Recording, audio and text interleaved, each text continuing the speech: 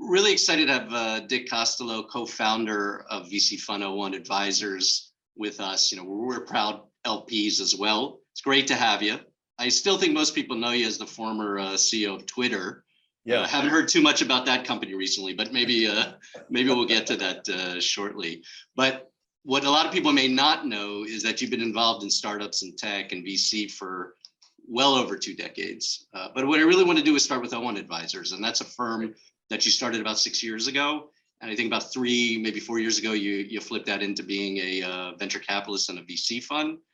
You brought on, or you were working with Adam, who was your COO at Twitter, and Dave, who was in corp dev and finance there. And everything had been going up and to the right since until recently, when we've had a pullback, which I guess is probably a nice way to put it. But would love to start off with, why you started 01, to talk about your strategy when you started, what you saw as the market opportunity, and really how you dealt with actually 2020 and 2021, which was just a supercharged market.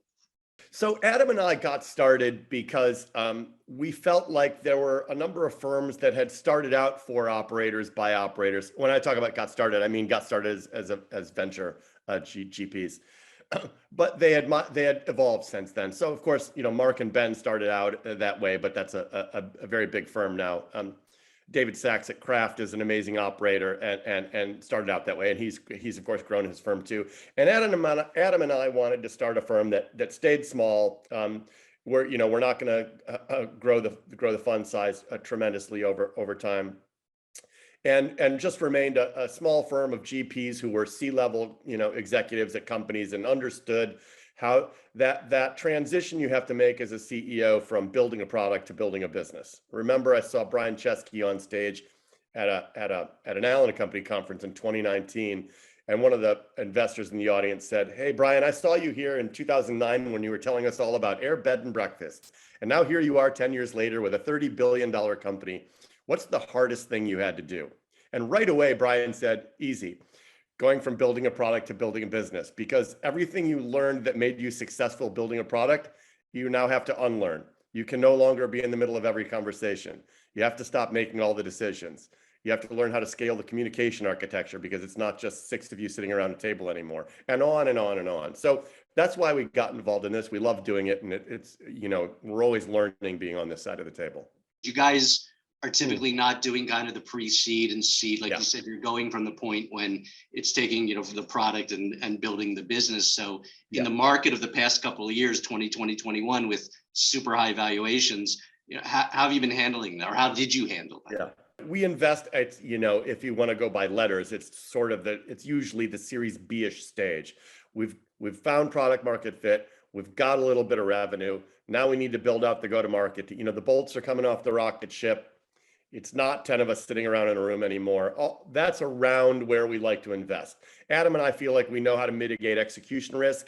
We're not deep product thinkers. We're not deep tech guys. If you show us this ML solution versus this ML solution, we're not going to be the ones to tell you that this is more efficient than that. But we know how to mitigate execution risk. So that's around where we invest. In the last couple of years, the way we dealt, and actually it was interesting. It was the 3rd week of January 2021 when we really started to see valuations skyrocket. We were looking at a company we loved, and we had gotten to know the CEO, referenced off the charts great, loved the business model, loved the unit economics, and they got a term sheet that was at 47 times forward-looking 12 months revenue, assuming sounds cheap. Assuming tremendous growth over the next year, and we just were like, wow, okay. So we because we're a smaller fund, relatively speaking, we can wait for our pitch and don't have to invest in everything we see, which has been super helpful. And I think the other change we made is we were in our first fund, we were always following and not really leading in pricing, and happy to do that because we get brought into deals and shown deals by tons of other firms who want operators to come in and be helpful. And again, because we're a smaller fund, we don't have to put $40 million to work or $30 million to work in a check. And so we can slide in next to other great investors. We started leading and pricing a little bit in Fund 2 for 2 reasons. One, the valuations were getting crazy from people who were leading. And two, we were seeing some deals that were shown to us by other investors who said, look, this founder and CEO is great, but they're young and it's the first time they're a CEO and they're going through the scale for the first time. And they've got a term sheet from a mega fund that we don't think we're ever going to see again once they write the check. And that's fine. That's a strategy, but this person needs a lot of help. And I think you can come in and price this, you can price it wherever you want to price it. Doesn't have to be anywhere near where this other term sheet is. And, we'll agitate for you in the boardroom with the founder. So we did that a few times here in Fund 2 and have had success with that. Fast forward to today, the past 6 months, the past 9 months with the market down, how is that impacting your thinking, your strategy? Is it changing anything from a pace point of view, a sector point of view? You talked about leading more so because of the prior environment. Do you think you're going to go back more to joining? Is it going to be any changes in the state? So how do you think it's going to impact the strategy? One, it's never been a better time for Adam and I. We've been through it before. I've been through it. We were through it in 01, not a firm name, 2001, the downturn in 2001, been through it again in 2000, 2008, 2009. It was funny. I was asked the other day, have you ever led a company through a crisis? And I said, I ran Twitter. We called that Tuesday. Yeah, for every week for 6 years. Having seen it before and then having, run a company that's constantly under media attention, it's been a pleasure actually to be able to help and advise CEOs who are going through for the first time. Since the last downturn was 2008, 2009, you've got founders, anyone younger than 32 hasn't seen this before. Everything's been, everyone's a genius and everything's up and to the right. So we're seeing a lot more deals, of course, because people are calling us a lot more and asking us, hey, can you get, this sort of tremendous company, but going through some stress here. It'd be great to get your input. And it's Adam and I are really rolling up our sleeves and feeling like this is our time. So we're, eager to get even more involved here. We are slowing down simply because great companies aren't in the market right now, unless they're, unless for a particular timing reason they're short on runway. So we're slowing down our pace simply because we aren't seeing the quality of deal we normally like to see for the most part. There are some great companies that just for timing reasons are back out in the market, and we're seeing those and are excited about a few of them that we're rolling up our sleeves on. So on pace, I just think it will naturally slow down as people slow down coming out to market again and again. And on us and here in this environment, I think it's perfect for us. Prices are, of course, coming down. There are lots of even the great companies who are out raising right now are doing them generally as extensions to rounds they did even a year ago. And then you even have to ask yourself, look, the company's tremendous and it's grown quite a bit, and they raised a year ago at X. Is that even a reasonable price now? And we're having some of those discussions as well. So normally these things do tend to come down a lot faster than they go up, and we're seeing that on things like price multiples, et cetera.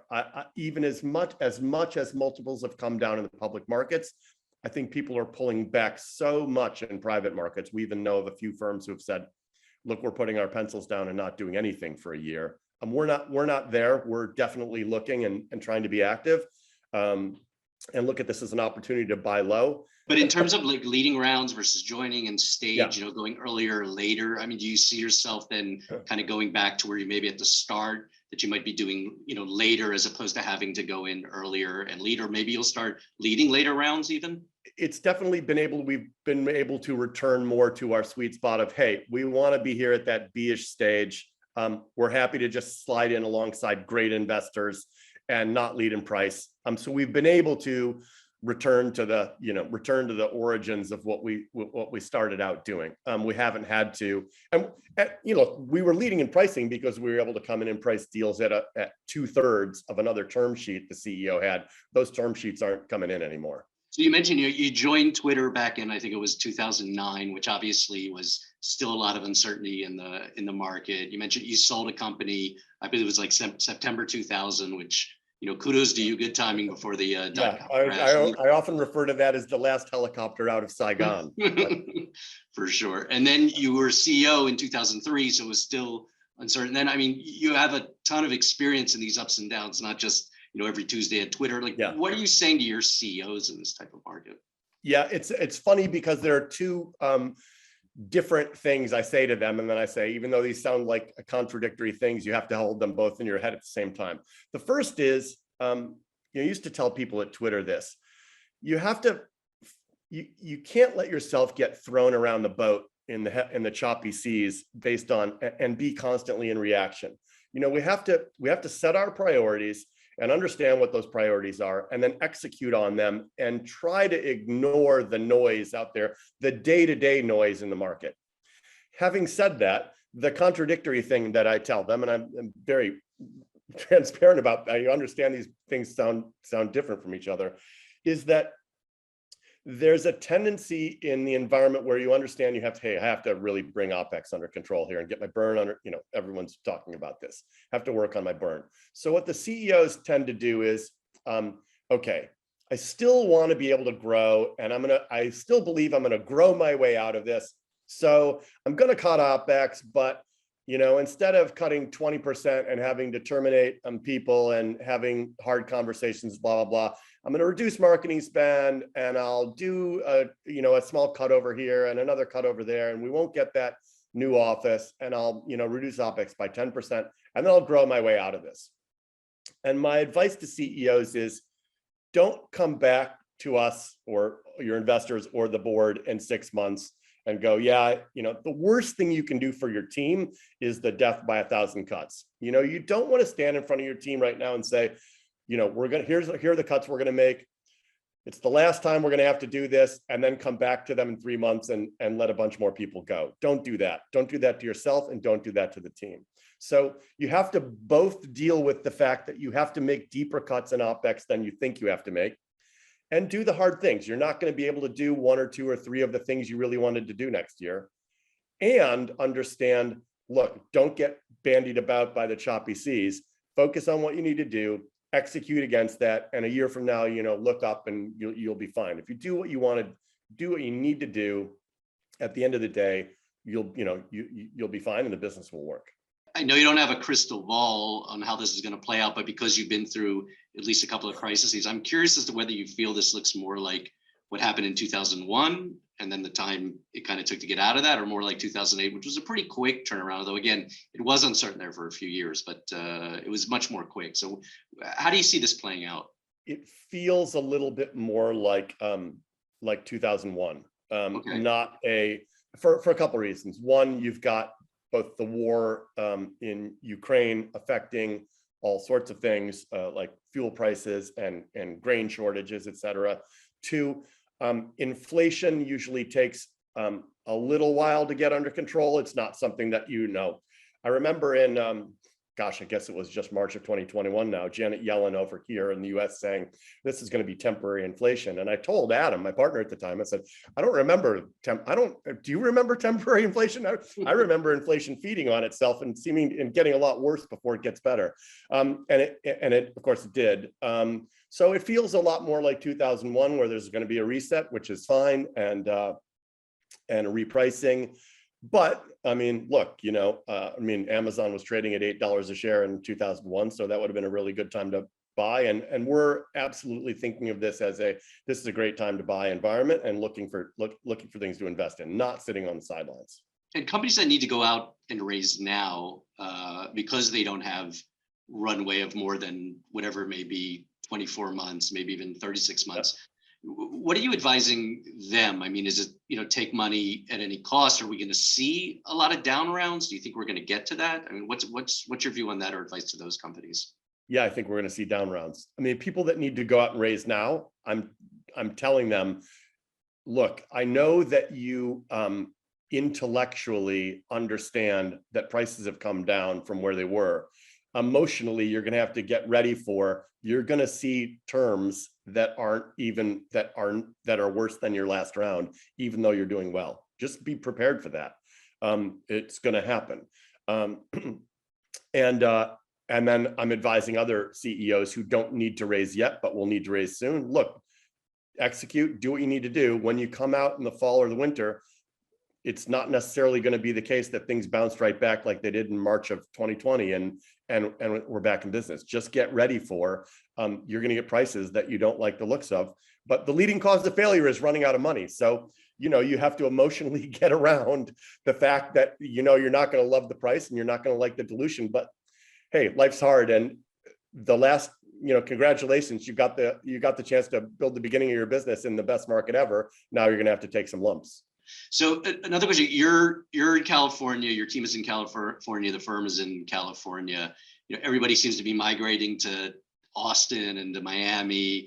You're originally from, the Midwest. I'm curious as to how you see that playing out in Silicon Valley's dominance. Is that over, or is this just a, reaction to, things that won't be the case 5 years from now? Everybody will be back in Silicon Valley. Yeah, I think that remote work is not all it's cut out to be, and that people are going to realize we're a lot more productive when we're in the office. You saw all the news about Elon Musk saying that. I actually agree with that. I think that you're not as productive as you are when you're in the office. There are a lot of great things that just happen by osmosis as a function of being in the office. You hear things in the hallway, you stop people for coffee and have a discussion that teaches you something. That stuff is important and helps productivity. Having said that, COVID and tax policy in the United States and everything else is 100% leading to Silicon Valley is not the only place to be anymore. I'm completely a believer in Austin, Miami, New York, Los Angeles. Those are all growing tech centers in the United States right now. And look, we're big. We're three of our favorite companies are in Israel now as well. We're big investors in companies internationally now. Well, I should say internationally, but 3 of the 4 international investments we have are in Israel. I think so. That's has been, but is a growing place to look for investments. I don't think it's the case anymore that Silicon Valley is the be all end all, and I think people here are coming to the realization that that's the case. You mentioned Elon Musk, and so I'm gonna ask you what's your view on Elon Musk and what's going on with Twitter? Like, what's going to happen there? The thing I'll say about Elon is he has this personality on Twitter that's a little bit. He's poking around the edges, seeing who he can agitate or seeing what kind of response something will get. That's very, very different than the person he is in maybe a private setting, a private business setting. I've seen him offer some of the most careful thinking and deeply thoughtful answers to questions that I've ever heard an entrepreneur or thinker or philosopher or business person give, that are like 180 degrees opposed to the tweet responses. He sent the poop emoji as a response to the Twitter CEO. So I'm not really sure what's going on there, but the thing I would tell people is there's a personality that he evokes on Twitter that's very, very different than the private personality. And I think that if you talk to people inside Twitter, they would say the private, the conversations that they've had about these things, can get them very, very excited about the possibilities. You think if he buys it, it'll be for the better for Twitter? Who knows? That's a horrible question, because if I say no, then I'm insulting Elon, and if I say yes, I'm insulting Parag, and I know both of them. So I'm not answering that question. No comment. Fair enough. So let me end with this. We talked about where we are in the market, and obviously, CEOs and founders are probably, a lot of them are worried and struggling and not sure what to do. But what makes you optimistic, and how are you trying to instill that optimism in your founders? Yeah. One, these things always end. They may end in 2 years, they may end in 6 months, but they come to an end, and people take a deep breath, and then you tend to get a nice, great, lengthy period of growth again. So fantastic. This reset has been a long time coming, and here we are. So great. This is the new reality. Deal with it, but that means there are many years of growth ahead of us when we come out of this. The second thing I'll say that gives me optimism is innovation hasn't come to a halt. It's just that free money has come to a halt. We're seeing I mean, I have this recency bias in my mind, but I met with this company the other day that I'm just super excited about. And there's tons of innovation. I mean, look at everything that's going on in artificial intelligence. You're seeing these crazy advances in artificial intelligence, like the out of OpenAI, the imaging service DAL-E. It's just doing, mind-blowing stuff. We're seeing amazing advances in security. We're seeing amazing advances in robotic process automation. So those things just give me tremendous optimism about, look, congratulations on the investing side. We're all going to be able to invest in great companies at great prices. And let's not forget, in 2008, 2009, during that downturn, when there was that infamous Sequoia PowerPoint, RIP, rest in peace, good times, Twitter, Airbnb, Dropbox, Uber, I mean, some of the benchmark companies of today were doing their Series Bs at that point, and that was a great time to put money to work and a great time to be a founder CEO. So all of those things give me tremendous optimism. I'm certain you guys are going to be putting some money to some B rounds of the next amazing company. So thank you so much. We'll have to find another company for you over here in Israel to invest in, but really appreciate the time and the insight. Thank you. Yeah, happy to do it. Thanks, Ed.